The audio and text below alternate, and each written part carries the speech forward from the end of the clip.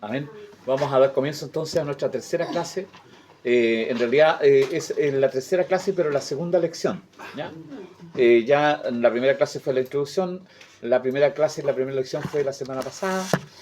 Hubieron algunos puntos que tocamos con respecto a la motivación del discipulado. Entendimos de que Dios está buscando que nosotros seamos personas que tengan un compromiso. Por eso hablábamos de cristianos full y cristianos part-time.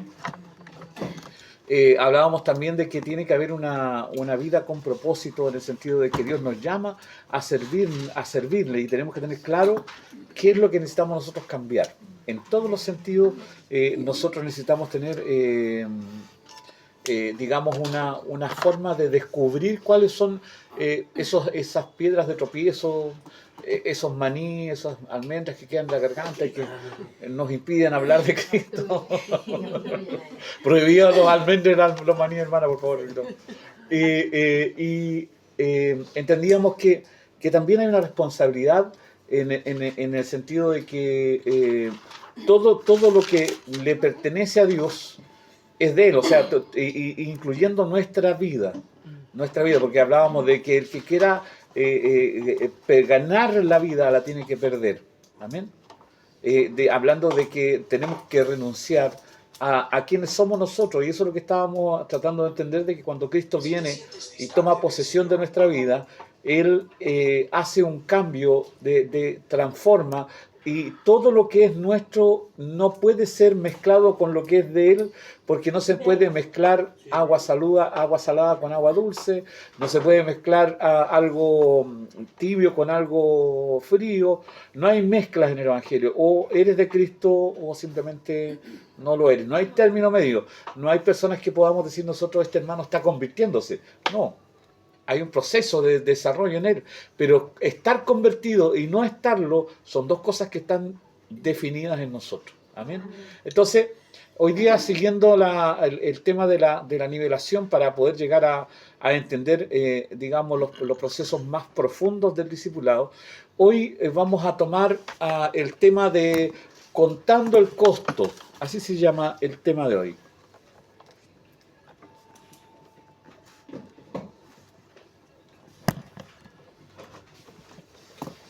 Estábamos recién hablando, escuchando al pastor con respecto al tema de la construcción, las cosas que quiere hacer, el de sacar estos baños, hacer cambios dentro de la casa, a lo mejor ya empezar a movernos. De hecho, este viernes vamos a tener nuestra primera oración acá.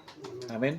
Pero eso tiene un valor, pues, tiene un costo, tiene algo que nosotros tenemos que invertir para lograr resultados en estas cosas que se están planteando de manera espiritual. El trabajo en la iglesia, la construcción, el convertir a los hermanos, el ganar más gente, son procesos que tienen costo. Y el llamado a seguir a Jesús tiene un valor.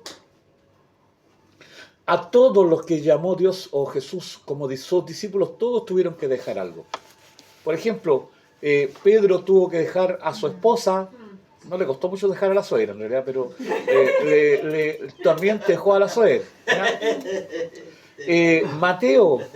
Mateo era un tipo que tenía un ingreso bastante importante de dinero, porque era recaudador de impuestos. El tipo tenía un ingreso generoso.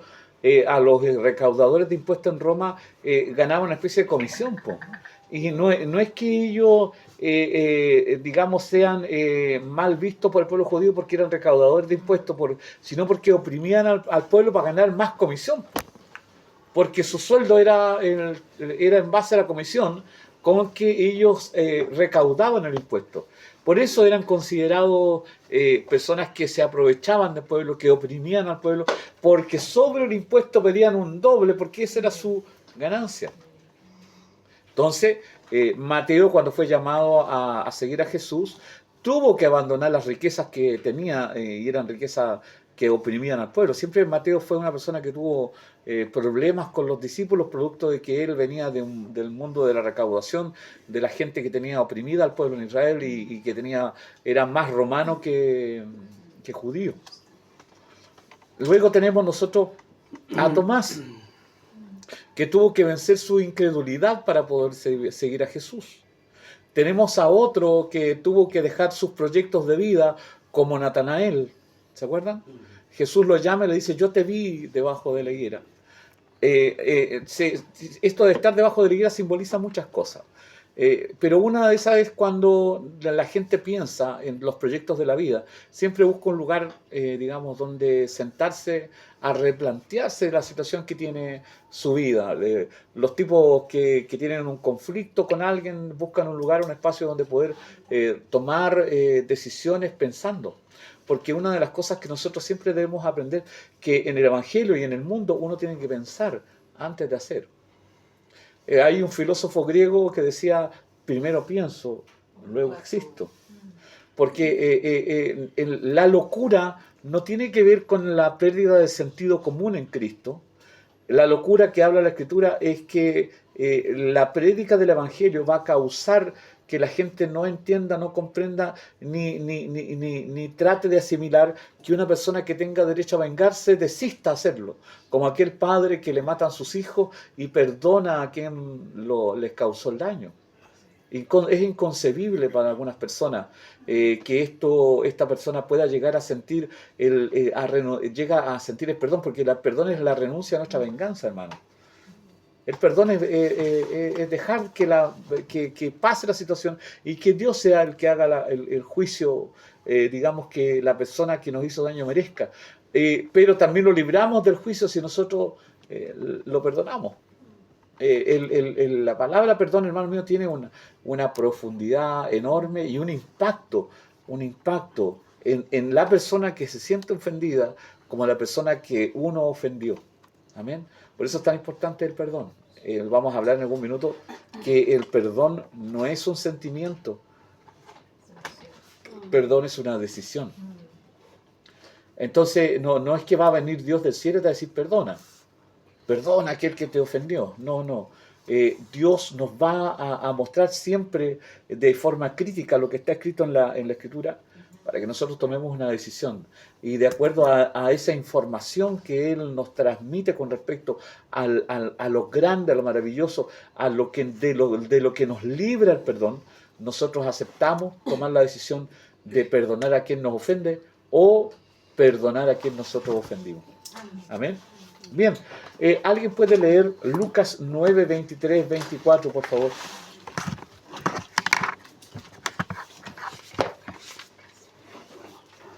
Hermana Fabiola, ¿puedes leer, por favor, que tiene la media Biblia? Lucas 9, 23, 24. Y hay que premiarla, hermano, porque es una Biblia así, es pesadita y andarla trayendo. ¿Ah?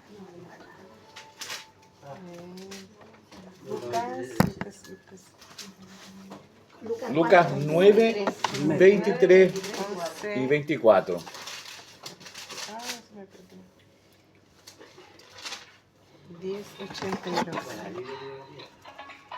Buena música. Lucas 9, 23, 24. Sí. Amén. ¿La leo? No, estoy esperando que la hermana Fabiola lo encuentre. Ojalá que no lo ande buscando en Génesis. Porque... No, está en el Nuevo Testamento. Está ahí en el Antiguo. Espérame acá, tranquila. No te pongas nerviosa. Ahí está, Lucas 9. Lucas 9, 23, 24. Ahí está, mira. Lucas 9. Ahí tenéis. Espérame. A ver, espérate. Ahí está. 9. Al otro lado. 23. Por aquí. Sí, es muy. Esto no tiene. 22. 23. 23. Ya dice. Y decía a todos: si alguno quiere venir en pos de mí, niéguese a sí mismo. Tome su cruz cada día y sígame. Porque todo lo que quiera salvar su vida, la perderá, y todo el que pierda su vida por causa de mí, les salvará. Amén. Amén. ¿Puedes leerlo de nuevo un poco más lento, más fuerte, ya? que está en rojo y como que me cuesta ver la letra roja. Ya dice. Y decía a todos, si bien alguno quiere venir en pos de mí, niéguese a sí mismo. Tome su cruz cada día y sígame. Porque todo el que quiere salvar su vida, la perderá. Y todo el que pierda su vida por causa de mí, éste la salvará. Amén. Les voy a leer la versión de la Nueva Traducción Viviente, que dice: entonces dijo a la multitud, si alguno de ustedes quiere ser mi seguidor, tiene que abandonar su propia manera de vivir, tomar su cruz cada día y seguirme. Si tratas de aferrarte a la vida, la perderás, pero si entregas tu vida por mí, causa la salvarás. Mira qué amplitud de sentido le da esta versión a este mismo versículo. Está hablando, porque siempre nosotros entendemos que tomar la cruz siempre es como romántico, esa cosa que el verso bonito de la Reina Valera en 1960 dice, el quería niéguese a sí mismo, pero las palabras de Jesús tienen que ver con olvida de ti. En otra versión dice, olvida lo que sientes, olvida lo que sueñas, deja de pensar en tus proyectos, deja de pensar en tus ideales. También en otra versión dice, deja de que tus sentimientos sigan centrándose en ti. ¿Ya? Esas son algunas de las versiones que hablan con respecto a este mismo pasaje. Cuando nosotros leemos entonces de que la palabra niéguese, está hablando de que nosotros tenemos que dejar de ser nosotros, es donde empieza el conflicto. ¿Sabe por qué? Porque a nosotros nos gusta ser como somos. Siempre a esto en psicología se llama el yo. El yo, mi ser, mi identidad, mi formación, el ejemplo que me dieron, porque todas las cosas que nosotros vivimos a veces tienen que ver con las cosas que vimos o que nos enseñaron en nuestra casa. ¿Sí? Entonces, lo que quiere decir Cristo, que todo lo que hemos experimentado fuera de Él, para Él no tiene ningún valor. ¿Sí? Hay una cuestión que siempre me llama un poco la atención, es con respecto a las personas que hablan mucho de las cosas que han hecho. Yo cuando fui a tal lugar, yo hermano, oraba, siempre hay una cuestión del yo, ese término yo es complicado, porque cuando tú hablas de yo, estás hablando de ti mismo, y el discípulo no habla de sí mismo, habla de Cristo. ¿Sí? Si ustedes leen el Nuevo Testamento, por ejemplo, lo escrito por Lucas, hay una forma que se llama la teología lucana, que es la forma en que Lucas expresa el Evangelio. Es muy diferente a como lo hace Mateo, como lo hace Juan, como lo hace Marcos. Lucas es un hombre de ciencia. Lucas es médico. Por lo tanto, aquí hay una expresión de un hombre de ciencia que ve el Evangelio, que recibe el Evangelio y que toma nota de todo e interroga a todo el mundo y comienza a hacer una apreciación investigativa. Investiga quién fue Jesucristo. Lucas es también el escritor de Hechos. Lucas es el autor que más habla del Espíritu Santo. Lucas habla del Espíritu Santo en su libro, en su carta, y habla también del Espíritu Santo en Hechos, porque el autor de Hechos es Lucas.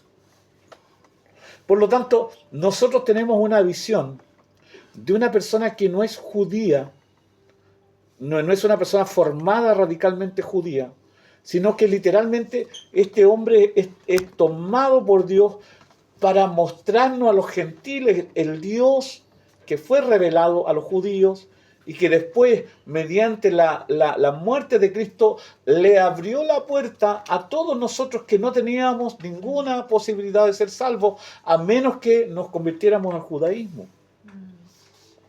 Entonces, en el sentido que Lucas utiliza esta forma de decirnos a nosotros que nuestra vida y que nuestra vida ya no es nuestra vida, que nuestras formas ya no son nuestras formas, sino que Cristo creciendo en nosotros para desarraigar al viejo hombre. Él, como buen médico, sabía que para extirpar una enfermedad tenía que haber una incisión, tenía que haber un corte, tenía que cerrar la herida y que hubiera un proceso de sanidad, de manejo de las infecciones. Él, por eso es que habla mucho de los términos con respecto al corazón. Nosotros aquí encontramos una visión distinta de los milagros. ¿Ya? Él observa los milagros de una forma diferente. Por ejemplo, él se detiene a expresar o a analizar el milagro del hombre de la mano seca. La ve desde un punto diferente. Por eso él dice, este hombre tenía alrededor de 15, 30, no me acuerdo exactamente lo que dice la Escritura en tiempo, pero él manifiesta las condiciones en que estaba la mano de aquel hombre que fue sanado en el día de reposo. ¿Ah? Y que su mano fue restaurada de forma completa. Se enfocan los milagros de una forma diferente. Ahí, quizás nosotros cuando leemos, cuando aprendamos, quizás a lo mejor, a entender cómo veía el Evangelio de Mateo, a entender cómo lo veía Marco, a entender cómo lo veía Juan, nosotros vamos a encontrar que cada uno singularmente tiene una apreciación diferente del Señor Jesucristo y de la forma en que hizo los milagros y de la forma en que se relacionó con ellos. Pero lo maravilloso es que Lucas es el que más marca y enfatiza en este término, el negarse. Que en el fondo está diciendo, todo lo que eres tú no puede asimilarse a Cristo. Por eso es que yo tengo un conflicto con las personas que dicen, yo era loco en el mundo y ahora soy loco en Jesús. No me calza. Porque la locura que hay en el mundo no es la misma locura que hay en Cristo. Y de hecho la locura tiene que ver con el Evangelio, no con las acciones que tú haces. ¿Se entiende? Porque cuando una persona dice, yo era loco en el mundo, me paraba acá y hacía estas cosas locas. En el Evangelio no dependes de cómo se llama, de las circunstancias, de la forma en que te enseñaron a hacer. Aquí tú tienes que asimilarte a un solo ejemplo de vida, y ese ejemplo de vida es Jesús. No existe otra forma. Por lo tanto, cuando tomamos este versículo y lo desglosamos, entendemos que nosotros dejamos de ser en esencia lo que nos formaron en el mundo. ¿De dónde venimos? De la familia, no importando a la familia que nosotros tengamos descendencia, la formación que nos dieron afuera ya nos sirve en Cristo. Porque todas las obras humanas, si te enseñaron a ser bueno, si te enseñaron a no mentir, a no robar, para nosotros es una excelente educación, pero para Cristo es religión. Entiendan este concepto, por favor. Se los voy a aclarar para que entiendan la profundidad de esto. Todo esfuerzo humano por ser bueno es religión. Cuando una persona crea sus propios métodos para autocontrolarse, es religión.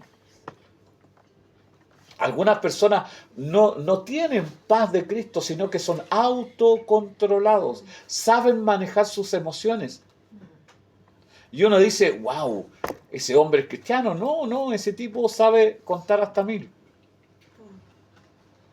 Pero en Cristo, cuando tú tienes a Cristo dentro tuyo, tú tienes la paz que Cristo da. La paciencia que Cristo da, que es una paciencia que va más allá de lo normal de la paciencia. Que es más que la paciencia que tiene una madre con un hijo que se cae y que es revoltoso, hijo ovejas negras, que siempre son los que más se condorean en la vida y que las madres más aman y tienen más paciencia. El Evangelio en Cristo nos permite tener una paciencia que va más allá. ¿Sí? ¿Se entiende? Entonces, esas cosas son las que nosotros necesitamos entender ahora en el discipulado. Que toda nuestra formación, si Cristo no está ahí, es vano. Por eso es que Él dice en la Escritura acá, y todo el que quiera salvar su vida, la perderá. Este cambio de dirección de nuestra vida es la que nosotros debemos aprender a afrontar, porque nos va a exigir, estos cambios exigen un precio, tienen un costo, tienen un valor. Porque si no tuvieran valor, sería súper sencillo y no habría ninguna necesidad que el Espíritu Santo interviniera en nosotros. Porque si de naturaleza nosotros estuviéramos dispuestos a pagar el precio, aquí todos andaríamos sobre el agua, pues, hermano. Pero si Dios hubiese permitido de alguna manera que sucediera así, nosotros no seríamos seres humanos, seríamos robots. Tendríamos un chip que acá que no nos tendría controlado Dios y nadie mentiría, nadie robaría y sería un mundo ideal, porque todo estaría bajo un control. Entonces, Dios no anula nuestra voluntad. Pero sí le gusta que nosotros sometamos nuestra voluntad a su voluntad. Mira qué maravilloso es Dios. Amén. Ahora, pensemos en esto. De repente, perdón hermano, yo me voy en la bola. De repente me voy en la bola y el hermano dice, ¿qué está? Y me quedan mirando y dice, ¿qué está hablando este hermano? Porque resulta que el Evangelio a veces nosotros no lo hemos entendido en la profundidad. Si yo creo personalmente, esto es una apreciación del hermano Carlos, no está en la Biblia, está en el Evangelio según San Carlos capítulo 1, que contra más entiendas el Evangelio, más feliz vas a ser, porque la vida en Cristo más fácil se te va a hacer. Y por eso es que ahí uno le calza cuando dice la Escritura, llevad mi yugo sobre vosotros. ¿Y quién lleva los yugos? ¿A quién le ungen los yugos? Los bueyes. A los bueyes. ¿Y cuál es la mayor característica de los bueyes? La fuerza. Hola.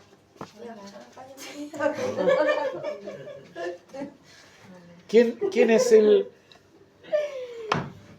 el animal que más soporta a veces y tiene más paciencia?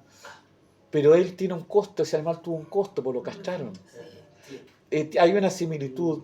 Por eso es que en el Antiguo Testamento dice la Escritura, no colocar en el mismo yugo a un buey y a un burro, a un asno. No se debe ungir. Por eso es que esa figura, escúcheme, esa figura es la que toma Pablo cuando dice, no os enyuguéis a un yugo desigual. Cuando tú te enyugas a un yugo desigual, va a haber una persona súper cristiana que va a vivir una vida del Evangelio, pero va a tener una vida de sufrimiento. Por eso es que dice la Escritura, unge o pon a un buey viejo con un buey joven, pero tienen que ser la misma especie, no pueden ser de especies diferentes. Por eso es que dice, tiene razón Levítico cuando dice, no coloques en el mismo yugo a un buey y a un asno, porque hasta comen diferente. De hecho, los olores, lo que come el burro, afectan al buey. Los gases, porque tienen una biología diferente. El buey tiene un problema, el buey tiene un buen olor, le gusta, el buey no soporta los malos olores, hermano. Es increíble. Y este animal es capaz de llevar la carga, y conoce, y esta es una de las cosas más maravillosas que la misma Biblia dice, el buey conoce a su amo. Mira qué maravilloso. El buey conoce a quien lo guía, a quien lo alimenta y a quien lo cuida y lo ayuda a llevar su carga y en la obra que hace aquel hombre que es campesino y que usa la fuerza de los bueyes. El buey lo conoce. Y mira la figura que hace Dios. Dios dice, un buey conoce a su amo. Y le dice Israel, y vosotros no conocéis a vuestro Señor. Ojalá siempre, cuando tengamos, porque este concepto del buey y del buey joven es también una figura del discipulado. Ojalá siempre nosotros, cuando nos coloquemos en el yugo, sepamos con quién vamos a unirnos en lo espiritual, en la vida matrimonial, en la vida de familia, hermanos, en los negocios. Todo tiene que ver con esta cosa del yugo, hermano. No nos enyuguemos a un yugo desigual. Amén. Gloria al Señor. Amén. Bendito sea Cristo. Hasta yo me asombro de las cosas que digo.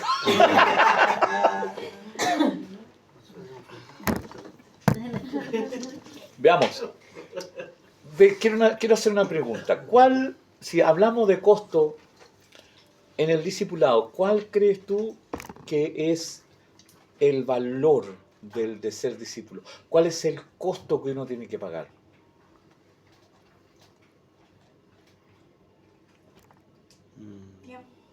¿Ya? Den idea, si no, yo no le voy a decir está malo, está equivocado. Quiero que hablen porque me quedan mirando así con cara de... La forma de asumir las diferentes situaciones. ¿Ya? Como la forma de vida. Sí, la forma de vida, sí. O forma de vivir, mejor dicho. De vivir. Esa pregunta tiene que ver un poquito con relación a lo que estudiamos en la clase pasada. Dice, ¿quién es, a ver, si Dios, el Señor, es tu Salvador o es tu Señor? Si es tu Salvador, tienes que ser un mayordomo y negarte a tu vida y servirle a Él. Si es tu Salvador, estamos en la iglesia, en la banca, como cualquier persona que va a la iglesia, sin negarse a su propia vida, por servir a mi Señor. Amén. ¿Los ayudo? Amén. Amén. Qué bueno. El mismo pasaje nos dice, tomar nuestra cruz.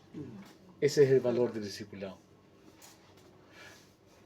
Una persona que era crucificada tenía que cargar su propia cruz hasta el mismo lugar donde tenía que ser crucificado.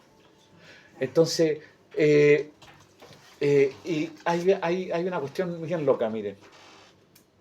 Los romanos tenían una forma de matar, que era colocar al muerto con un vivo. Los amarraban a los dos en la misma cruz, para que todo lo que estuviera muerto, el muerto en el fondo se termina comiendo al vivo, porque todo lo que descompone al cuerpo del muerto empieza a descomponer al cuerpo del vivo. Era una muerte horrible. Así eran de malos los desgraciados de los romanos. Entonces, nosotros cargamos con un muerto, queridos amados. Es el viejo hombre. Ese muerto está amarrado. No, tú no puedes desarraigarte. Y tú tampoco te puedes, descuidar. Yo la otra vez decía, el viejo hombre sabe nadar, por eso no lo dejamos en el bautismo. El viejo hombre sabe jugar a la escondida. Cuando pensamos que ya no está, de repente 1, 2, 3 por mí y por los 9 manifestaciones de la carne. Porque no nos abandona. Estamos por eso, y este conflicto lo han tenido todos los grandes hombres de Dios. Por ejemplo, Pablo dice, hablando del problema del pecado, dice, ay de mí que moro en cuerpo de muerte, porque el bien que quiero hacer ese no hago, porque el mal que mora en mí me lo impide. Pero dice, más gracias sean dadas a Jesús. Porque claro, el que resucita interiormente en nuestra vida es Él en nosotros. La vida de Cristo crece en nosotros, es Cristo creciendo en nosotros, es Cristo dentro de nosotros. Recuerden que el templo, por eso la figura del templo es muy importante. La figura del templo no es externa, es interna. Nosotros somos el templo. ¿Qué es lo que marcaba la presencia de Dios en el templo construido por Salomón y que era la pieza más fundamental del periodo de los sacrificios? Era el arca del pacto, porque el arca del pacto era la pieza central de la adoración a Dios. El arca representaba la presencia de Dios. Si no estaba el arca, todos los sacrificios eran en vano. Por eso es que hay un conflicto cuando Jesús llega al templo. Ya no era el arca la parte, digamos, principal de la adoración, era el templo, porque el arca se había perdido cuando Nabucodonosor tomó Jerusalén. Ya no estaba el arca. Entonces, el segundo templo, el segundo templo que construye Herodes Antipas en Jerusalén, era un templo que no tenía la presencia de Dios, porque no estaba el arca.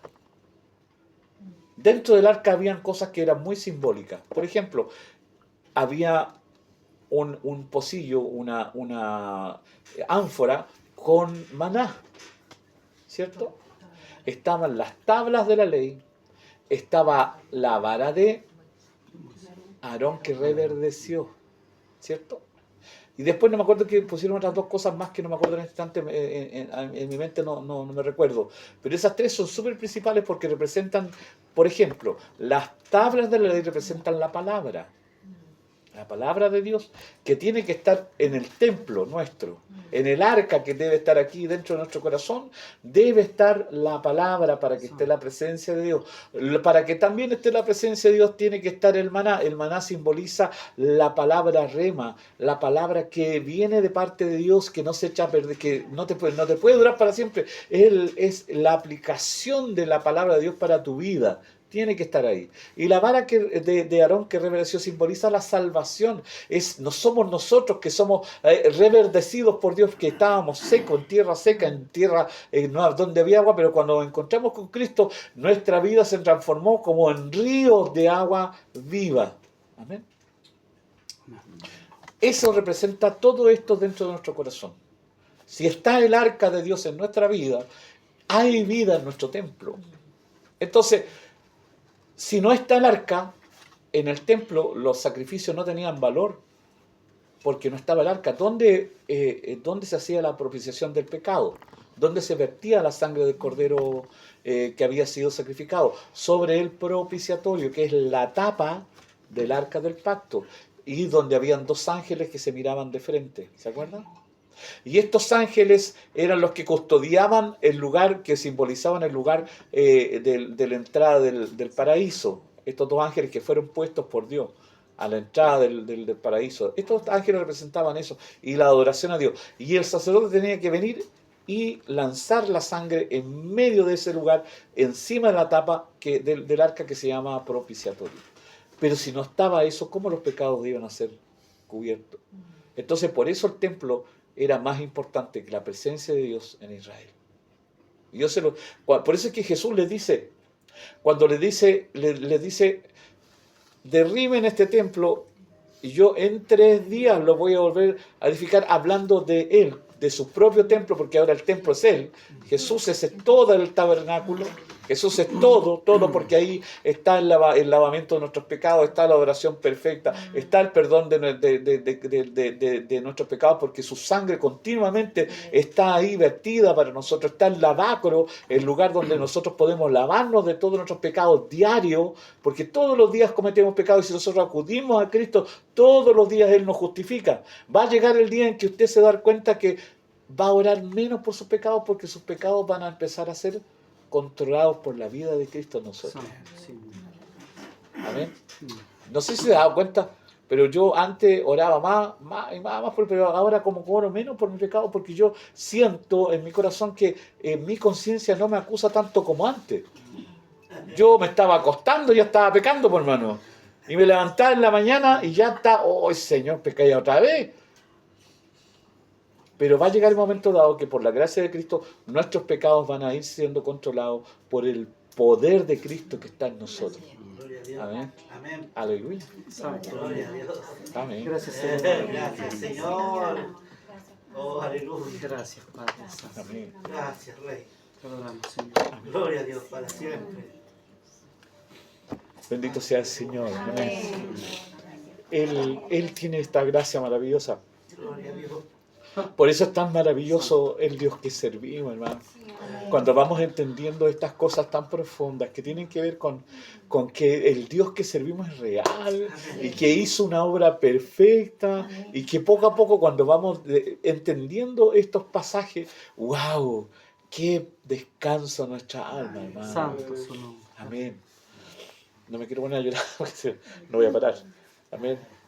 Entonces, hablábamos de que el precio del discipulado es, hermanos míos, la cruz que debemos llevar, el muerto que cargamos debe estar ahí, crucificado, debe estar nosotros. Por eso es que dice la Escritura que nosotros siempre debemos estar alertas y estar velando, no solamente porque siempre como que lo inclinamos hacia el punto en que parece que tenemos que estar así porque Cristo viene. No, nosotros tenemos que estar así como diciendo, a ver, ¿dónde está la mano de este desgraciado que debería estar crucificado?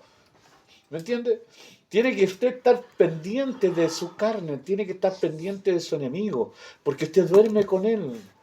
Yo una vez escuché un pastor que predicó sobre una predica que se llama Durmiendo con el enemigo, y estaba hablando de nuestros procesos y nuestra vida carnal que está ahí, que está presente, que siempre está dispuesta al pecado. Por eso es que tenemos un conflicto. Y dice la Escritura, la carne siempre está en contra del Espíritu. Siempre va a haber una lucha. Y va a ser eterna hasta cuando nosotros seamos transformados. Va a venir Cristo, dice la Escritura, que esto mortal se revestirá de inmortalidad. Y lo que era humano ya deja de ser humano. Y llegamos a ese cuerpo glorificado que tiene Cristo, que no está sujeto a las leyes naturales. Santo. Ese cuerpo maravilloso es el que nos prometió el Señor, ese cuerpo que es capaz de entrar a una pieza sin tocar la puerta, de traspasar la puerta aquí y decir, oye, soy yo, Jesús. Y más encima le dice, Tomás, si yo no hice y no lo tocase, yo no creo. Y más encima se le para adelante, porque todos estaban, en ese momento todos creían que era un fantasma, por hermano. Los judíos creían en fantasmas, pero no creían en el Espíritu Santo. Era una cuestión loca de ellos. Ellos creían en la hechicería y creían en todo este tipo de cosas. Y decían, es fantasma el que está ahí, todo por su mente. Jesús lo sabía, porque Él es Dios, Él conoce todos nuestros pensamientos. Entonces le dice a Tomás, pues ya, guachito, ven para acá. Toca, mete las manos aquí y aquí está mi costado. Y el tipo no tuvo que reconocer, Señor, tú eres mi Dios y mi Señor. Se tuvo que postrar delante de él porque se dio cuenta que aquel que había resucitado era el mismo que había andado con ellos todos los días antes y que su promesa se había cumplido. Amén, que él al tercer día iba a resucitar. Entonces, nosotros vamos a recibir esa misma herencia. Somos herederos de victoria, hermano. Somos herederos de victoria. Nosotros tenemos una victoria garantizada porque Cristo resucitó. Si Cristo no hubiese resucitado, todos estos estudios, todas estas cosas que estamos haciendo no tendrían ningún valor. Estaríamos hablando de lo que los imanes hablan de Mahoma. Interpretan palabras nomás. O Buda interpretan filosofías para lograr entender, para ser mejores personas. Lo mismo Lao Tse, este gallo que era pensador en China. Confucio, que también tenía una forma particular de ver la vida y que trató de inculcarla, haciendo el bien, basado en los sentimientos buenos de los seres humanos. Pero a través de Cristo nosotros entendemos que todo eso es basura si no está Cristo creciendo en nosotros, cambiando nuestra mente, cambiando nuestro corazón, cambiando nuestra manera de vivir, cambiando nuestra manera de hablar, porque recordamos que todo lo que éramos antes ya no puede traerse a este futuro, a este presente, porque el que está presente en nosotros se llama Jesús. Amén. Por eso es importante entender que el costo del discipulado es la cruz. Es la cruz. Tristemente yo creo que una de las cosas más terribles que han habido en este tiempo es que la gente ya no habla de la cruz, no habla de dejar de los temores, los miedos, dejar la carne, de dejar los pensamientos humanos, de las cosas que nos proyectamos en el futuro, cuando todo lo que tenemos ahora depende de Él. El discípulo confía, ya no confía en los aspectos de nuestras ideas, nuestras capacidades. Dios ahora se perfecciona en nosotros porque somos débiles. Por eso Cuando el pastor estaba debilitado estos días, yo me gozaba porque yo sé que al final, después de esto, Dios dentro de nosotros nos fortalece. Y decimos, wow, esto no depende de mí, no son mis esfuerzos, no son ni la iglesia, este es Cristo. Yo dependo de Él. Él es el que tiene que tomar mi mano. Él es el que me tiene que decir, ven, sale de la barca y camina sobre el agua. Él. Amén. Estos procesos que pasó el pastor Carlos, también lo pasamos nosotros. A lo mejor no en la magnitud que pasó él. Pero todos nosotros pasamos debilidad. Y gózate en la debilidad porque Dios está haciendo fuerte en ti. Dios va a hacer crecer tu fe. Va a desarrollar esa integridad de tus pensamientos, de tus proyecciones en Él. No te vas a desviar de tu camino, porque si fuéramos fuertes nosotros seríamos autoconfiados, creeríamos que todo lo podemos hacer nosotros, que son nuestros esfuerzos, que el trabajo que hemos hecho es el que nos lleva al éxito, cuando en Cristo entendemos que todo es por Él. Por eso que dice la Escritura, en Él vivimos, en Él caminamos, en Él comemos. Él es el todo en nosotros. Por eso es tan importante entender que si somos discípulos, ya no vivimos nosotros, vive Cristo en nosotros. Amén. Amén. Gloria a Dios. Amén. La meta en esta lección es entender qué implica el llamado radical de ser un discípulo verdadero de Jesús. Esa es la meta de esta primera lección. Es entender lo que implica el llamado radical de ser un discípulo verdadero de Jesús. Entender el llamado. Entender qué implica el llamado radical de ser un discípulo verdadero de Jesús.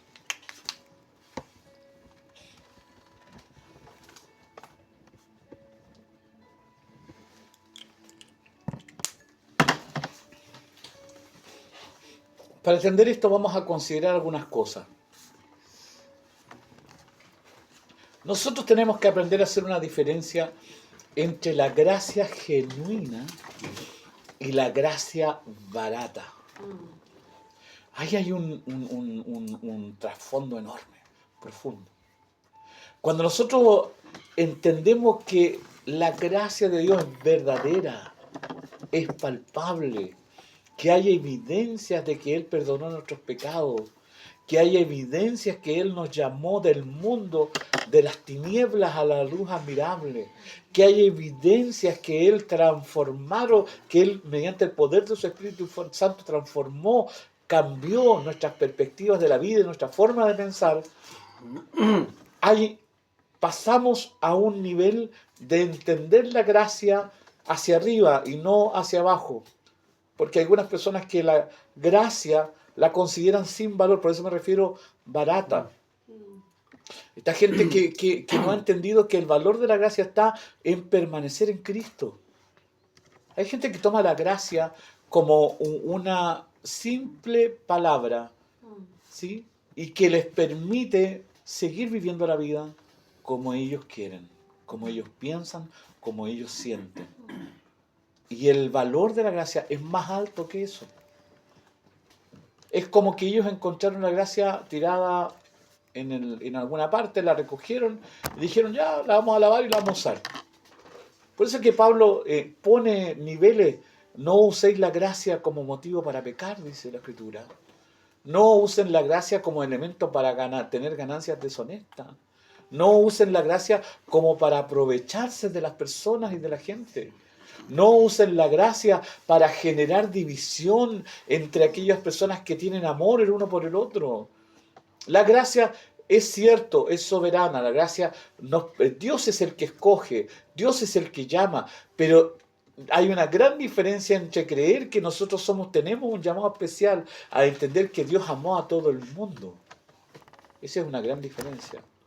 Hay personas que creen que la gracia soberana de Dios llamó solo a algunos, por lo tanto tú eres especial, eres una persona que no va a perder nunca la salvación, aunque andes pecando en el mundo, porque la gracia, como es soberana, Dios te escogió a ti, tienes la cuestión asegurada y tienes una firma que dice, Pedro puede seguir pecando, aquí está mi firma, cuando llegue al cielo presentáis este documento y yo te voy a dejar entrar igual.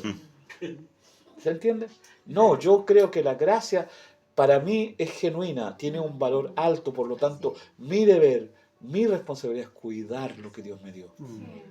No quiero decir que estas cosas exageradas que de repente usamos, como que algunos, es como que algunos agarran la gracia y la cierran, la guardan y se olvidan de que la gracia es impartida, es compartida, es amor de Dios derramado a los seres humanos, ¿sí? Porque hay algunos tipos que, esos son los conceptos que tienen que un poco las sectas se creen escogidos especiales, súper, no sé, tienen como, andan con una polera que abajo dice súper cristiano, ¿sí? Pero en realidad la gracia tiene que ver, hermano mío, con entender que tiene un valor, que tiene un costo, que fue un precio alto pagado por nosotros, por lo tanto, menospreciarla es bajarle el valor. ¿Amén? ¿Sí? Mire, hay una cosa aquí bien loca. Yo el otro día vi un TikTok.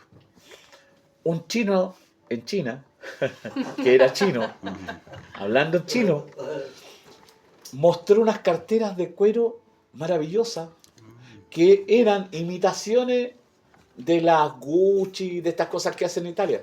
Y decía, mire, esta es una cartera que hacemos a mano acá en China. Tiene todos los detalles de la empresa Gucci y toda esa cuestión. Pero yo la vendo más barata. Pero escúcheme, toda esta producción yo se la vendo a Gucci. Se la mando a Estados Unidos. Le sacan la parte que dice Made in China y le ponen Made in Francia, Made in Italia. Y esto que yo lo vendo en $50 cuesta $1.500. Solamente porque le cambiaron la marca. En nosotros tiene que haber una gran notoriedad y una gran diferencia.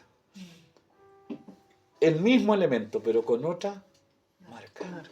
Yo puedo tener la intención de que mi gracia, lo que creo que yo es gracia, lo imparta sin tener necesidad de hacer responsable a nadie, o subirle el pelo, cosa que yo no tengo. Amén. Y decir que la gracia tiene un valor más alto, que no tiene que ser despreciado. Amén. Amén. El segundo, nosotros tenemos que considerar que hay un precio extremo de un compromiso con Cristo como Señor. Hay un precio extremo de un compromiso con Cristo como Señor. Tomar la cruz implica entonces diferenciar la gracia genuina de la gracia barata, pero también implica entender el precio superior, extremo, extravalorable, que no tiene precio, de un compromiso con Cristo como su Señor o como nuestro Señor. El valor que tú le das al señorío de Cristo en tu vida es importante. ¿Qué es esto? Aquí hablamos de qué es lo primero. ¿Qué debe ser lo primero? ¿Qué es lo importante en nosotros? Dios entiende, yo quiero que veas desde este punto de vista, Dios entiende nuestros procesos, Dios entiende las equivocaciones, Dios entiende también cuando nosotros tomamos malas decisiones, y entiende cuando tenemos un hijo enfermo, cuando mi papá está enfermo, cuando tengo una necesidad económica, tengo una situación judicial que me está perjudicando. Dios lo entiende todo. Porque Él es soberano y es nuestro Dios y tiene misericordia y entiende todas estas cosas. Pero también Él entiende que a veces nosotros estamos obligados a tomar decisiones. Y esto no nos resta responsabilidad. Porque en algunos casos, cuando nosotros tenemos que tomar la decisión de hacer algo por Dios que tiene un costo familiar, por ejemplo, que tiene un costo de estudios, que tiene un costo económico, que tiene un costo de amistades. Nosotros ahí es donde somos probados en cuanto al señorío de Cristo en nuestra vida. Por ejemplo, a mí me ha tocado a veces hablarle a personas diciéndole, ¿sabes qué? No te juntes más con esta persona, porque está llevando a un mal camino. pero nunca nosotros podemos obligarlos a que los dejen. Po. Tiene que nacer de un corazón que quiera someterse a la voluntad de Dios. Por eso el término someternos al señorío de Cristo es entender de que de repente en nuestra vida nosotros vamos a tener que perder para ganar. Y eso a veces nosotros creemos que Dios no, que Dios como está en el cielo no lo toma en cuenta, pero recuerde que nosotros tenemos un libro, hay un libro donde están anotados todos nuestros condones, nuestros aciertos, amén, cuando nos portamos bien, cuando nos portamos mal, y nos va a tener, a lo mejor, que no quiero asustarlo con esto, pero no va a tener inferencia en la salvación. No es que vas a perder la salvación por tomar estas decisiones, porque estas decisiones no son de salvación, sino de querer someterme al señorío de Cristo completo. Y la prueba está en cuánto nos duele tomar esta decisión. ¿Sí? Porque algunas cosas son dolorosas. Contra más nos duela tomar alguna decisión con respecto a alguna situación de nuestra vida y someterla al señorío de Cristo, en algún minuto las otras cosas ya no te van a doler tanto. Siempre el Señor empieza por lo más doloroso, porque elevando el nivel de dolor, las otras cosas son. ¿Cierto? Un ejemplo. Abraham, Dios le dijo, sal de la tierra de Ur, de los caldeos. Sal. Y al salir, él no dejaba solamente, hermano mío, algo pequeño. Él tuvo que vender sus propiedades para salir de ahí. O sea, dejó que el Señor influyera en sus decisiones económicas. Dejó su parentela. Es sus decisiones con respecto a la familia. Y dice, deja la tierra. Dejó sus cosas que tienen que ver con la estabilidad. ¿Qué pasaría si el Señor me dijera a mí, Carlos, necesito que dejes el auto y lo siembres? Yo igual le echaría a pensar. Te reprendo en el nombre de Jesús. ¿Se entiende? El señorío de Cristo en nuestra vida es un precio que debemos también pagar, y es un precio extremo. ¿Se entiende el concepto extremo? Es más allá de nuestra fuerza, más allá de nuestra voluntad, es más lejos. Por eso el discipulado, hermano mío, yo les dije al principio, es una decisión personal. Si yo quiero que Cristo crezca más en mí, yo tengo que dejar de pensar que yo tengo el control de mi vida. Amén. Lo tercero, nosotros debemos considerar que para vivir el costo del discipulado, debemos vivir con una vida entregada en gozo y felicidad a Dios. ¿Escucho bien lo que acabo de decir? Sí, amén. El gozo de vivir una vida entregada. Si sirves a Cristo, no puedes estar triste.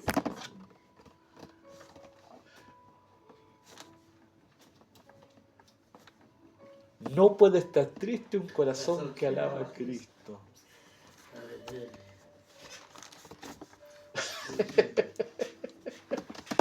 Amén, Señor. Todo lo que cause tristeza sirviendo a Cristo es que no viene de Él. Porque el resultado de servir a Cristo es gozo y paz. Entonces, aquí es donde tenemos que entrar a analizarnos. ¿Por qué? ¿Qué es lo que me entristece cuando tengo que servir a Cristo? ¿Qué es lo que me trae pena? ¿Sí? Yo creo que una de las áreas más probadas nuestras siempre ha sido la económica. Porque dice la Escritura que Dios ama al dador alegre. No tiene que ser un peso dar a Dios. No tiene que ser un peso ni una tristeza amar a nuestro enemigo. No puede ser un peso o tristeza perdonar. No puede ser un peso o tristeza venir al culto, venir a los discipulados. No puede ser, si tú vienes con alegría, estás, hermano mío, cumpliendo una cosa que hay que considerar, que servir a Cristo debe ser con gozo. Si vienes aquí con gozo, gloria a Dios, estás cumpliendo voluntariamente algo que Dios te pide que hagas en contra de tu voluntad. Amén. ¿Se entiende? Amén. También debemos considerar que el precio de este discipulado tiene un proceso de llegar a ser más y más entregado. O sea, no sé si usted ha leído ese pasaje que siempre lo tomamos así como, hermano, nosotros vamos de victoria, de triunfo en triunfo, de victoria en victoria, pero te está diciendo que esas cosas suceden cuando tú vas de más entregado a más entregado, a más entregado, a más entregado. Mientras más entregado sea, más victoria, más gozo, más bendiciones va a ir entregando, porque Dios ama a los que están de alguna manera despreciando su vida, muriendo para ellos, amén, dejando todo lo que impide su gloria en nosotros para ganar a Cristo. ¿Sí? Por eso yo les decía que el discipulado a veces no es para todos, porque algunos comienzan a asustarse con esta cuestión. De hecho, hay un ejercicio un poco más adelante que lo vamos a ver, no creo que alcancemos a ver esta clase, pero si usted se va a dar cuenta que el mismo discipulado nos va a llevar a un cuestionamiento. Vamos a tener que entrar ahí a decir, o soy o no soy. ¿Ya? No, gloria a Dios. Es que tiene que ser ahora, porque después las cosas que vamos a ir viendo son más profundos, más profundos. Hermano mía, el discipulado es profundo, profundo, profundo. Y de aquí es donde van naciendo estas cosas maravillosas que vamos hablando, que de repente el Señor se empieza a mover, que hay una palabra, que hay una manifestación, que hay un mover de Dios en nosotros, porque Cristo quiere confirmar esto con su presencia, pues, hermano. No puede ser de otra manera, no puede ser. Porque si fuera de otra manera, el Evangelio, hermano mío, sería una religión nomás, po. ¿Sí? Y yo no quiero vivir una religión, po. Yo creo que he aprendido a vivir no en religión. Por eso de repente yo tengo problemas con algunas cosas. Tengo algunos problemas o algunos conflictos internos con algunas cosas. Yo no critico, hermano, yo quiero que entienda que, por ejemplo, el tema de gloria a Dios siempre ha sido como una cosa entre nosotros con el Carlos. Porque si yo me voy así como me pongo extremo, dice que no debemos hacer vanas repeticiones, po. Eso dice la Escritura, que no debemos hacer vanas repeticiones.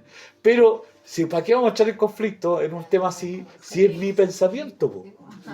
Es lo que yo veo en la Escritura.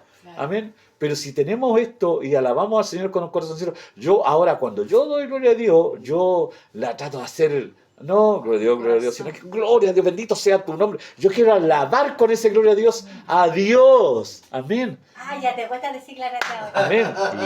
Pero generalmente digo, no, yo generalmente digo dos o tres, o digo dos gloria a Dios y los demás hago otra cosa. Pero levanto mis manos y lo bendigo porque Él es mi Dios y mi Señor. Amén. Quiero que entienda esa es mi forma de ver. Por eso quiero que entienda que contra más entregado, vamos a ir, nuestra mente se va a ir abriendo a otras cosas que a lo mejor no hemos visto ni razonado. ¿Ya? Y mire, escúcheme, vamos a predicar de forma diferente. Sí, amén. Nuestra mente se va a abrir de tal forma que los versículos va a ser, usted lo va a ver y ¡wow! Parece que el versículo como que el mismo versículo te dice, no, mira, yo me interpreto en ti de esta forma, y tú que, ¡wow, Señor! ¡Wow! ¿Sí? ¿Se entiende? Yo quiero eso para ustedes. Amén. Consideremos que el discipulado va a llevarnos a la necesidad de autoexaminarnos y ser honestos con nosotros mismos. El discipulado nos va a llevar a la necesidad de autoexaminarnos y de ser honestos. Mire, no hay nada peor. Hay un dicho que dice que en la tierra de los ciegos el tuerto es rey, ¿cierto? Y que la Escritura lo llama a eso, que cuidado con el que guía ciego a otro ciego, porque ambos caerán al abismo. No hay nada peor que cuando nosotros creemos ser algo que no somos. Cuando nosotros empezamos a comprar el cuento, porque Satanás es experto en esto, viene para acá y cuando ya tú estás creciendo, Señor, ya las manifestaciones de sus molestias no son igual que las otras. Que al principio, cuando te molestaban el sueño y que hay cuestión y te ponías a orar, va a subir de nivel las molestias que van a empezar. Y nos va a empezar a cuestionar otras cosas. Va a empezar a trabajar el orgullo en nosotros. Porque mientras más conozcamos, nos vamos a sentir más elevados. Es una cuestión natural, no tengas miedo de eso. Pero sí tienes que aprender a pararte en la tierra. Ojalá ahí es donde el viejo hombre tiene que tener los 2 pies cruzados y un clavo amarrado al piso. Para que nunca empiece a levantar alas lo que no somos. Por eso es tan necesario que nosotros seamos autoexaminados, que nosotros mismos, porque va a llegar el nivel, hermano mío, de conocimiento de la relación con Cristo a través del discipulado, Él va a empezar a crecer en nosotros, que nosotros vamos a examinarnos, sin querer. De repente va a venir así como el pensamiento orgulloso y decir, no te vas a ir rollo buscarlo. Si tú no moriste en la cruz del Calvario por nadie. ¿Sí? ¿Sí? No recibiste los latigazos, nada. Creo que hay gente afuera. ¿Se entiende? Nosotros vamos a llegar al nivel de autoexaminarnos y vamos a ser honestos con nosotros. No con los demás, sino que uno tiene que aprender a ser honesto. Porque con uno, si uno es honesto con uno mismo, va a ser capaz de ser honesto con los demás. Cuando yo me dé cuenta que yo me equivoqué, yo voy a ser capaz de decirle al hermano, ¿sabe qué, hermano? Perdóname, yo me condolié, no fuiste tú. No fueron tus ideas ni tus pensamientos, fui yo. ¿Se entiende? Amén. Por último, va a haber una gran necesidad de una oración de entrega total. Tus oraciones van a ser diferentes. Yo los he escuchado orar a todos y los he colado a todos. En el buen sentido de la palabra.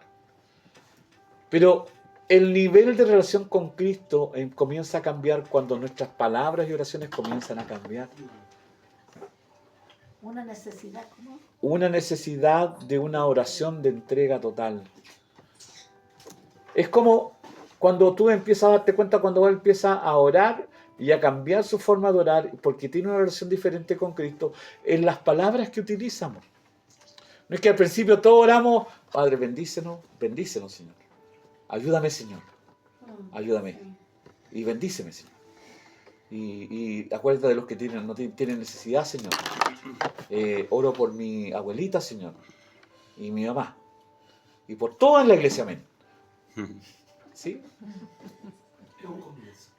Es un comienzo. Sí. Pero el nivel va siguiendo después cuando tú empiezas a escuchar al hermano hablar.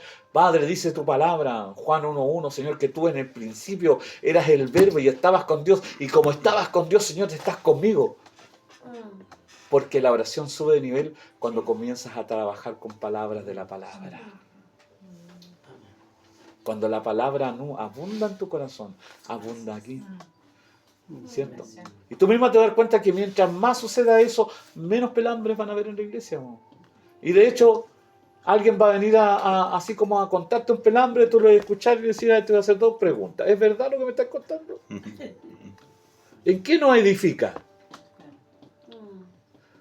Si tú estás pelando, te estás haciendo un daño tú mismo, pero hermano, ¿sabes qué? Anda, o hacemos una oración de arrepentimiento ahora, o te vayas a tu casa y te arrepentís. Porque ahí se corta todo. Cuando nosotros comenzamos a discernir, amén, vamos a ser valientes, vamos a tener palabras para corregir, amén, ¿cierto? ¿Sí? Sí, amén. Bien. La gracia genuina versus la gracia barata.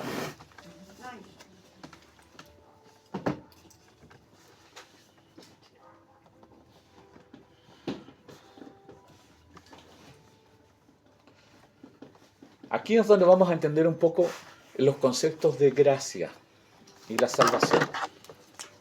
Quiero hacer una diferencia bien importante.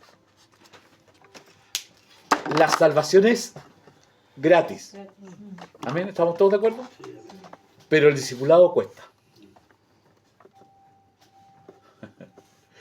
La salvación todos la recibimos. Y es gratis, no tiene ningún valor, ningún costo. Señor, perdona mis pecados. Si tú te arrepentiste de verdad, creíste en tu corazón que Jesús es el Señor, tus pecados son borrados, tu nombre es escrito en el libro de la vida y todo el peso del pecado que llevabas en tu corazón desaparece.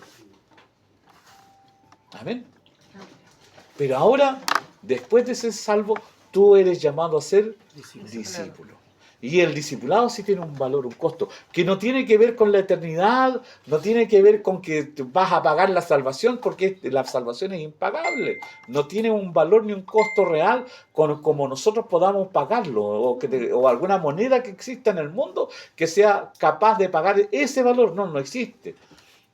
Pero la salvación, como es gratis y es parte de la gracia, el costo de servir a Jesucristo sí lo tiene. ¿Por qué? Pregúnteme por qué. Porque nosotros somos imitadores. Dice la Escritura, bástale al discípulo ser como su. ¿Y cuál es el precio que pagó nuestro Maestro? Pagó la muerte hasta la muerte de cruz. Y primero, y escuche esta palabra de Pablo que a mí, cuando la escuché y la leí por primera vez, me pegaron un golpe en mi cerebro y me hizo así. Dice, haya pues este sentir que hubo en Cristo Jesús, el cual siendo igual a Dios no lo usó como cosa a que aferrarse, sino que se hizo un poco menor que los ángeles, tomó forma de siervo y vino y murió muerte de cruz. Dice, haya pues este sentir que hubo en Cristo Jesús, el cual siendo igual a Dios, no lo estimó como cosa que aferrarse. O sea, lo que quiere decir ahí es que Cristo le podría haber dicho a Dios, no me maldizcas. Si yo soy igual a ti, yo soy Dios contigo. Entonces, manda a otro, Señor. Pero Él dice ahí, no, lo estimó como cosa que aferrarse. No lo usó como pretexto. Escuchen lo que quiere decir eso. No lo usó como pretexto. No lo usó en ningún minuto, en ningún momento de la eternidad. Cuando este plan fue diseñado por Dios, en ningún momento en el cielo se escuchó que Cristo haya dicho, que soy tu hijo, ¿cómo me vas a mandar a mí? No lo hizo. Y más encima, tomó forma de este cuerpo, con forma de siervo. Durante siglos, millones de años, Dios preparó el cuerpo. Amén. En la eternidad fue preparado el cuerpo para que naciera de una virgen. Fecundado, impuesto, creado por el Espíritu Santo. Donde la esencia del Dios verdadero, el Hijo de Dios, se metiera. Y naciera un único ser, el único creado en todo el universo, en todos los universos que existen. Uno que era 100% Dios. Y era 100% hombre. Por lo tanto, ahí es donde entendemos cuando dice la Escritura que realmente Cristo es nuestro abogado. Porque Él padeció todo lo que el hombre y una mujer podría llegar a padecer en dolor, en persecución, en desamor, en que lo abandonaron, en que lo dejaron solo, el dolor de la cruz, el desprecio de los que Él amaba como su propio pueblo. Por lo tanto, Él es el único que es capaz de ser nuestro abogado. El único que puede ser nuestro sustituto. El único que tenía la posibilidad de cortar la cadena del pecado y de declarar la victoria. Amén. Consumado es. Tetelestai. Ya no hay deuda, ya no hay pecado, ya no hay enfermedad, no hay ataduras. Somos libres en Él. Amén. Y libre, y escúchame, y Él dice, por su cuerpo abrió un camino, abrió el velo que es su cuerpo, dice la Escritura, y tenemos acceso libre a la presencia de Dios. al lugar santísimo, donde Él habita con la eternidad, con los ángeles, donde usted lee en el Apocalipsis los seres raros, esos con un ojo, alas por todos lados, o donde ve ese hombre con cabeza de buey, con cabeza de águila, con cabeza de león, donde ve a los ángeles que se cubren la cara con unas alas, que su cuerpo con otras, aleluya, y esa rueda que gira, que es la presencia eterna del Dios Todopoderoso. Eso nos está esperando a nosotros. Santos. A lo mejor es difícil de explicarlo. Juan lo trató de explicar, Daniel lo trató de explicar, Ezequiel lo trató de explicar, pero para los conceptos humanos es tan difícil traer todo eso a la imaginación nuestra, que yo lo único que digo, Señor, yo no entiendo ahora, pero yo lo quiero ver. Amén. Amén. La salvación es por gracia. Amén. Hermana querida, ¿puedes leer Efesios 2, 8 y 9?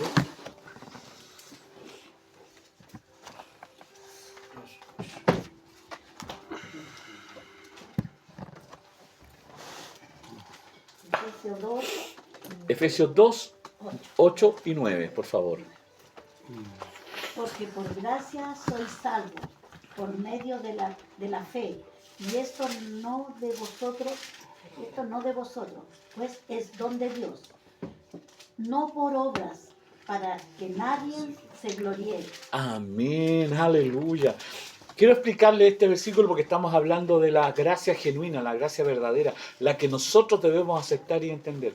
Que la salvación es gratis, pero la salvación no es por obras.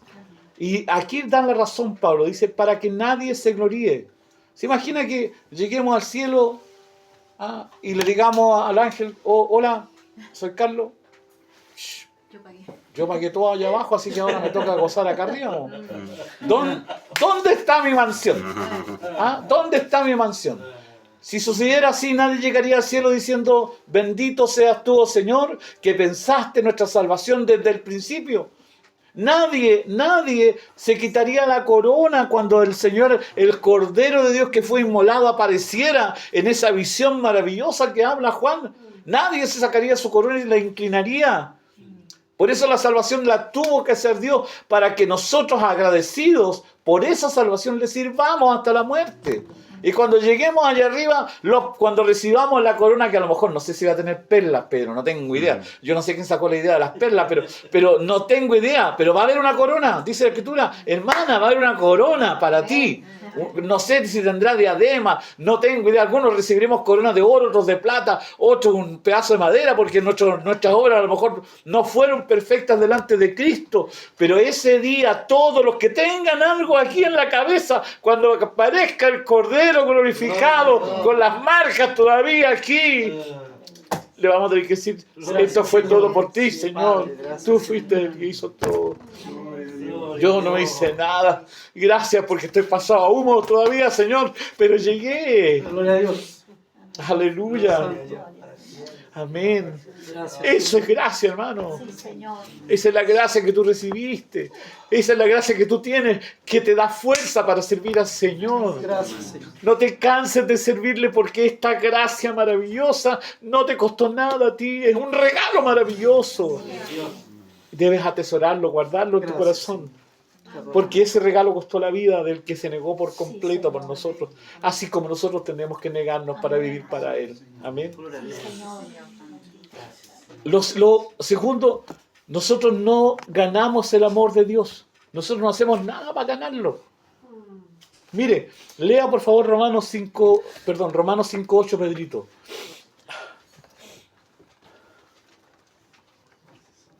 No, es el otro.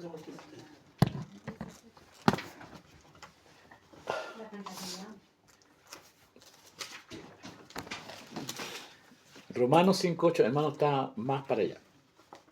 Romanos está después de Hechos, el Nuevo Testamento. Sigue más allá, todavía le falta. Después de Mateo, Juan, Lucas. Eso. Pasas Hechos y después viene Romanos. ¿Cuánto? ¿5-8? Romanos 5:8, lee con ganas, hermano. Ya. Mas Dios muestra su amor con nosotros, en que siendo aún pecadores, Cristo murió por nosotros. Amén. Otra vez, con todo pulmón. A ver. Más Dios muestra su amor para con nosotros en que siendo aún pecadores, Cristo murió por nosotros. Amén. Amén. Gloria a Dios. Entonces, no importa cuánto oremos, cuánto damos, cuánto servimos, Dios nos ama igual. La verdad encierran esas palabras. Es una demostración de amor incondicional. Aleluya. Tanto espera. Sí, estoy cachando. ¿Se da cuenta? Hagamos lo que hagamos, Dios nos ama igual. Entonces, ¿por qué te vas a esforzar para hacer obra si Dios te ama igual? Por eso es don de Dios. Santo. Por eso es don de Dios. Maravilloso. Amén. Gloria a Dios. Aquí vamos a hacer algunas preguntas, ¿ya? Aquí es donde usted tiene que escribirla y va a tener un tiempito para contestarla. No son muchas. Pero vamos a tomar el caso de nuestro amigo, el hijo pródigo. Amén. Vamos a leer Lucas 15, 11 en adelante.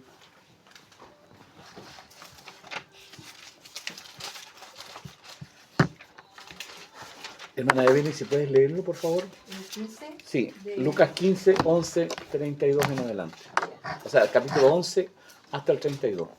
Aquí quiero que escuche bien porque esta historia tiene que ver con una imagen que nosotros necesitamos entender, una figura espiritual que debemos aceptar, amén, o que debemos comprender en nuestro corazón. Es capítulo 15 del Sí, versículo del 11 al 32.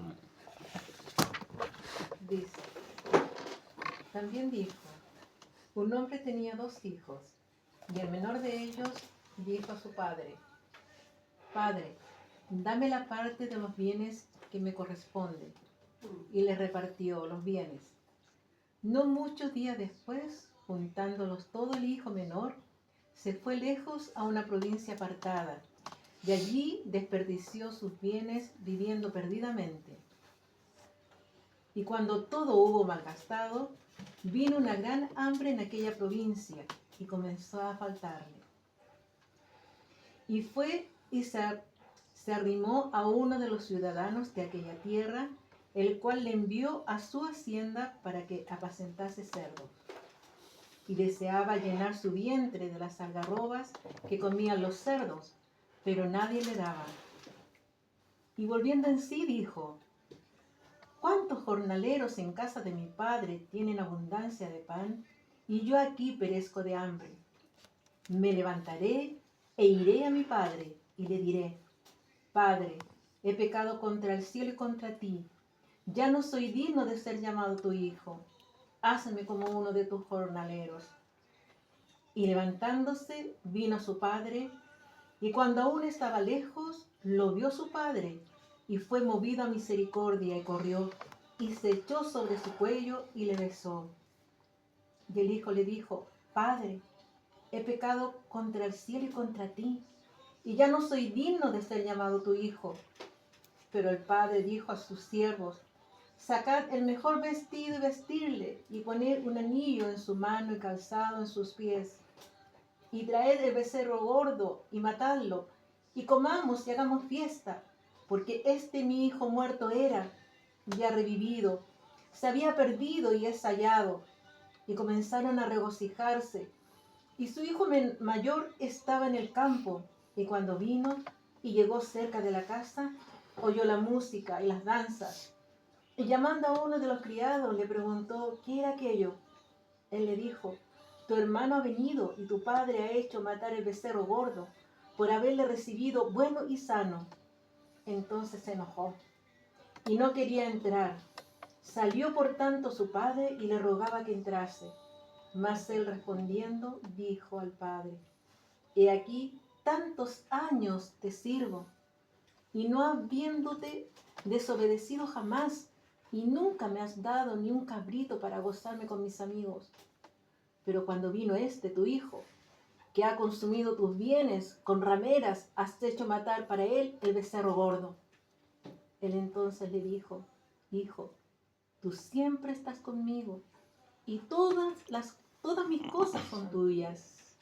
Mas era necesario hacer fiesta y regocijarnos, porque tu hermano era muerto y ha revivido, se había perdido y es hallado. Amén. Gloria a Dios. Vamos a terminar esta clase con 2 preguntas que necesito que ustedes las traigan en la próxima clase respondidas, de acuerdo a lo que han entendido de este pasaje, porque el pasaje es donde están las respuestas. Solo 2 preguntas para no angustiarlo, ¿ya? ¿Ya? Bien, primero, la pregunta primera. ¿Qué tuvo que hacer el hijo menor para ganar el amor del padre después de su caída? ¿Qué tuvo que hacer el hijo menor para ganar el amor del padre después de su caída? ¿Qué tuvo que hacer el hijo menor para ganar el amor del padre después de su caída? La pregunta número 2.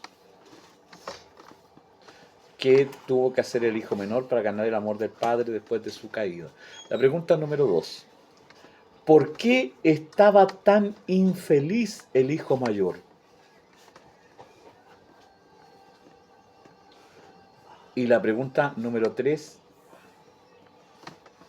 que es parte de la número 2. ¿Cómo era su actitud en el servicio en la casa?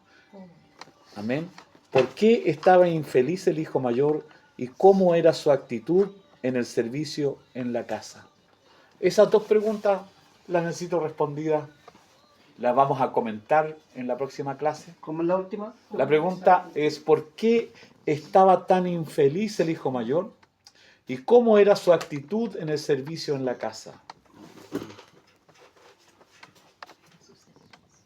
¿Cómo era su actitud? El servicio de la casa. La segunda pregunta es cómo parecieran 2 pero es una sola, porque se refieren a la misma persona. ¿Ya? Entonces la primera pregunta es ¿qué tuvo que hacer el hijo menor para ganar el amor del padre después de su caída? Y la segunda, ¿por qué estaba tan infeliz el hijo mayor? ¿Cómo era su actitud en el servicio en la casa? Amén. Oramos al Señor. Padre, bendito sea tu nombre, gracias. Te damos gracias, gracias infinitas por la gracia con la que hemos sido salvados. Hemos sido revestidos de salvación por el amor que tú nos has tenido antes de formar el mundo. Señor eterno, estábamos en tus libros, estábamos ahí, Dios mío, como lo dice David, mi embrión vieron tus ojos. Gracias por considerarnos, Dios mío, por amarnos. Gracias por habernos presentado a tu Hijo Jesucristo como nuestro Salvador. Gracias porque Él es digno de imitar y de seguir, Señor eterno, porque no hay mayor ejemplo que aquel que da su vida por sus amigos. Gracias, gracias, te adoramos, te bendecimos y te doy gracias por los hermanos que hoy estuvieron acá. Bendice, Dios mío, a los que van a escuchar, Dios mío, este tema a través, Dios mío, del video, de la página donde estamos subiendo, Dios mío. Usa las palabras para que puedan también considerarlas en su corazón. Sé nuestro ayudador y bendícenos, Señor eterno, con tu bendición espiritual, que es la que viene del cielo y es para nosotros, que recibimos en el nombre de nuestro Señor Jesucristo. Amén. Y amén. Oh, gloria al Señor. Amén. Gloria, gloria. Aleluya. Gloria. Bendito sea tu nombre. Aleluya. Gloria a Dios.